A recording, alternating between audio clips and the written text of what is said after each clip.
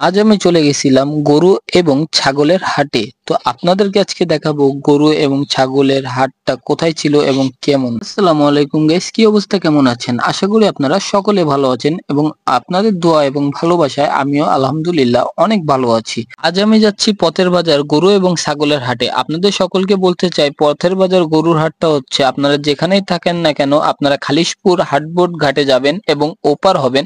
ওপার হলে ভ্যান ভাড়া মাত্র 20 টাকা করে নিবে জন প্রতি এবং চলে আসবেন আপনারা পথের বাজার মাধ্যমিক বিদ্যালয়ের মাঠে। তো আপনারা দেখতে পাচ্ছেন এই মাঠে কিন্তু অনেক গরু ছিল এবং ছাগল ছিল, কিন্তু আমার মতে এখানে গরুর দামটা একটু বেশি ছিল। আপনারা যে গরু দেখতে পাচ্ছেন এই গরুর দাম 1,80,000 চাচ্ছিল। তো আপনারা অবশ্যই কমেন্ট করে বলবেন যে এই গরুর দাম কত হওয়ার উচিত ছিল। এবং আমি আরেকটা গরু দেখাচ্ছি এই লাল, যেটার দাম তারা 1,85,000 চাচ্ছিল। তো আপনারা অবশ্যই কমেন্ট করে বলবেন যে এই গরুর দাম কত হওয়ার উচিত ছিল। আর এই গরুটা কাকা থেকে আমি জিজ্ঞেস করলাম এবং একজনের সাথে কাকা দামাদামি করতেছিল এবং এই গরুর দাম কাকা আমাকে বলল 1,50,000 টাকা, আর লাস্ট দাম তার 1,40,000 টাকা। আপনারা অবশ্যই কমেন্ট করে বলবেন যে এই গরুর দাম কত হওয়ার উচিত ছিল। আর এই গরুটা তো অসাধারণ ছিল, কিন্তু এই গরুর মালিক ছিল না ওখানে, তার জন্য আমি দামটা জিজ্ঞেস করতে পারিনি এবং আপনাদেরকেও বলতে পারলাম না।